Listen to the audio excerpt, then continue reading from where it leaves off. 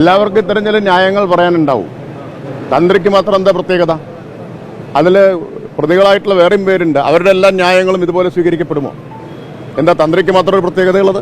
ചെറിയ ലക്ഷ്യത്തോടെയാണ് ഇപ്പോൾ പ്രതിപക്ഷം ആരോഗ്യമന്ത്രിക്കെതിരായിട്ടുള്ള ഈ അപലപനീയമായിട്ടുള്ള പ്രതിഷേധം നടത്തിക്കൊണ്ടിരിക്കുന്നത്. മാത്രമല്ല, പ്രതിപക്ഷത്തിന് പരാജയ ഭീതി വന്നിരിക്കുന്നു. ഒരു വിസ്മയവും സംഭവിക്കുന്നില്ല എന്നതോടൊപ്പം ഭരണവിരുദ്ധ വികാരമില്ല എന്ന് പ്രതിപക്ഷത്തെ പിന്തുണയ്ക്കുന്ന മാധ്യമങ്ങളുടെ തന്നെ സർവേ ഇപ്പോൾ കണ്ടെത്തിക്കൊണ്ടിരിക്കുകയാണ്. പ്രതിപക്ഷം വാടകയ്ക്കെടുത്ത ഏജൻസിയുടെ സർവേയും LDF MLA-മാർക്കെതിരെ ഭരണവിരുദ്ധ വികാരമില്ല എന്നുള്ളതാണ്. ബജറ്റിനെ കുറിച്ച് നടത്തിയ സർവേ ഒരു പ്രമുഖ മാധ്യമത്തിന് പിൻവലിക്കേണ്ടി വന്നു. കാരണം ബജറ്റിന് അനുകൂലമായിട്ടാണ് പൊതുജനാഭിപ്രായം വന്നത്. ഇതെല്ലാം വന്നപ്പോൾ പ്രതിപക്ഷം ഇപ്പോൾ പരിഭ്രാന്തരാണ്, പരാജയഭീതിയിലാണ്. ആ പരാജയഭീതിയാണ് റീത്ത് ആരോഗ്യമന്ത്രിയുടെ വീട്ടിൽ വെച്ചുകൊണ്ടുള്ള ഈ അങ്ങേയറ്റത്തെ ഹീനമായിട്ടുള്ള പ്രതിഷേധത്തിൻ്റെ കാരണം. ഇപ്പോൾ ഒരു കാര്യം ഇപ്പോൾ ഉറപ്പായി, കണ്ണൂരിൽ റീത്ത് വെച്ചത് ആരാന്ന് മനസ്സിലായല്ലോ. ഇപ്പോൾ വ്യക്തമായില്ലേ? ഇപ്പോൾ വ്യക്തമായല്ലോ. ഇതുപോലുള്ള നാടകങ്ങൾ ഇനിയും പ്രതീക്ഷിക്കാം. കാരണം പ്രതിപക്ഷത്തിന് പരാജയം ഉറപ്പായിരിക്കുന്നു. ഇത്തരത്തിലുള്ള സംസ്കാരശൂന്യമായിട്ടുള്ള നാടകങ്ങൾ ഇനിയും കേരളത്തിന് കാത്തിരുന്ന് കാണേണ്ടി വരും കുറച്ച് ദിവസം. ഈ ബാറുകളുടെ സമയം വർദ്ധിപ്പിച്ചതിൽ ക്രൈസ്തവ സഭകൾ ഇന്ന് ഒരുമിച്ച് യോഗം ചേർന്ന് അവർ ഇതിൻ്റെ തുടർ നടപടികൾ സ്വീകരിക്കാൻ യോഗം ചേരുന്നത്. അപ്പോൾ അവർ അതിനെതിരെയാണ്. അപ്പോൾ അതിൽ പറയാനുള്ള കാര്യം എല്ലാം ഞാൻ പറഞ്ഞു കഴിഞ്ഞിട്ടുണ്ട്. എല്ലാ കാര്യവും പറയുന്നുണ്ട്. ഇനി കൂടുതൽ എന്തെങ്കിലും പറയേണ്ടതുണ്ടെങ്കിൽ അനിവാര്യമായൊരു ഘട്ടത്തിൽ പറയാം. വിമർശനമുണ്ട് സർക്കാരിനെതിരെ. തന്ത്രിയെ കേസിൽ കുടുക്കി ഗൂഢാലോചനയാണ്. നേരത്തെ സർക്കാരിന് ചില പകപോക്കലാണ് ഇതിന്റെ ഭാഗമായിട്ട് നടക്കുന്നത്.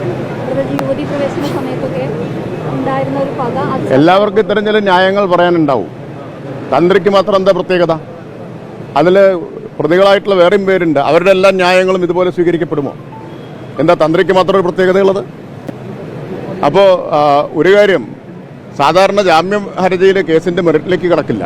അതാണ് പ്രാഥമികമായ തത്വം. ഹൈക്കോടതിയുടെ മേൽനോട്ടത്തിലല്ലേ കേസ് അന്വേഷണം നടക്കുന്നത്. അതാ ഞാൻ പറഞ്ഞത്, ഹൈക്കോടതിയുടെ മേൽനോട്ടത്തിലാണ് അന്വേഷണം നടക്കുന്നത്.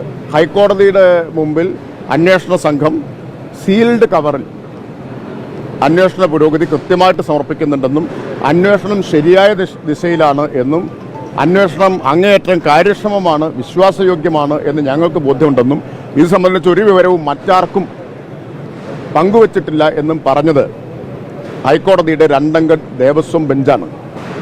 അപ്പോൾ ഹൈക്കോടതി ദേവസ്വം ബെഞ്ചിനെ വിശ്വസിക്കരുത് എന്നാണോ ഈ പറയുന്നത്? ഞാനെന്തായാലും ഹൈക്കോടതി ദേവസ്വം ബെഞ്ചിനെയാണ് വിശ്വസിക്കാൻ ഉദ്ദേശിച്ചത്. നമ്മുടെ ബാങ്ക് നാടിന്റെ ബാങ്ക്. നമ്മുടെ ബാങ്ക് നാടിന്റെ ബാങ്ക്. നമ്മുടെ ബാങ്ക് നാടിന്റെ ബാങ്ക്. നമ്മുടെ ബാങ്ക് നാടിന്റെ bank. The pleasure of personal banking.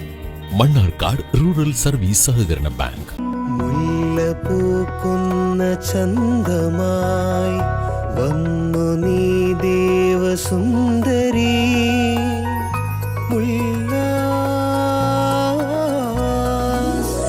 മുല്ലപൂക്കുന്ന ചന്തമായി വന്നു നീ ദേവസുന്ദരി. നിലാവിൻ്റെ തേരേറി വന്നു നീ. അഴകു പെയ്തു നിന്നു ഉല്ലാസ്, കസവു ചാത്തി വന്നു ഉല്ലാസ്. അഴകു പെയ്തു നിന്നു ഉല്ലാസ്, കസവു ചാത്തി വന്നു Ullas. Mullas wedding centre, Kodathippadi, Mannarkkad. Sir, ഞാൻ മൾട്ടി സ്റ്റേറ്റ് സഹകരണ ബാങ്ക് എന്നാണ്. ഞങ്ങൾക്ക് ഇന്ത്യയിൽ 256 ബ്രാഞ്ച് ഉണ്ട് സർ. ഞങ്ങൾ കേന്ദ്ര അംഗീകൃത ബാങ്കാണ് സാർ. പിന്നെ ഫോർമാലിറ്റീസ് ഒക്കെ വളരെ കുറവാണ് സാർ. ഞങ്ങളുടെ ബാങ്കിൽ നിക്ഷേപിച്ച ഒരുപാട് ബെനിഫിറ്റ് ഉണ്ട് സാർ. ഒരു ദിവസം തന്നെ എത്രയെത്ര വിളികൾ, എന്തെല്ലാം വാഗ്ദാനങ്ങൾ. നമ്മുടെ എല്ലാം വിയർപ്പിനാൽ പടുത്തുയർത്തിയ സഹകരണ ബാങ്ക് ഉള്ളപ്പോൾ നമുക്കെന്തിനു മറ്റൊന്ന്? അലനല്ലൂർ സർവീസ് സഹകരണ ബാങ്ക് എന്നും ജനങ്ങളോടൊപ്പം. സഹകരണ ബാങ്ക് ഒരു കരുത്താണ്, നാടിന്റെ ഒരു സുഹൃത്താണ്.